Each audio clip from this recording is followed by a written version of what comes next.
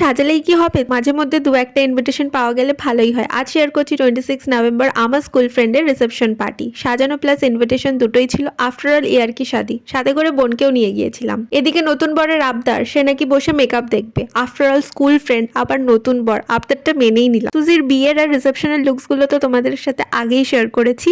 এই হলো আমার ফ্রেন্ড প্যাট্রিক, ওকেও বসিয়ে দিয়েছে মেকআপ করার জন্য। বউয়ের সাথে সাথে বরকেও তো একটু সুন্দর লাগতে হবে নাকি। ছেলেদের তো বুঝতে পারছিস ভাই, বুঝতে মানে ভাই খুব আজীব হয়ে গেয়া ভাই মেরে সাথ। কি টেস্ট করছে কেন? কি লাগিয়েছো তুমি? মিক্সটা দিয়েছি, বাস টেস্ট করে দেখ। খাওয়াটা কি বল? না একটা তোর হাওয়া হয় না, একটা দেখবি তুই মানে চ্যাঁ করে একটা হাওয়া যায়, এর যে হাওয়া স্ট্রং वाला আমার কথা এটা মাখুন এটা কি জিনিস? কোন এটা কোন পশুর চামড়া রে? এটা কোন পশুর চামড়া রে? চামড়া বলছি লোম। মা পুরো এটা ব্যথা ধরছে দিচ্ছে।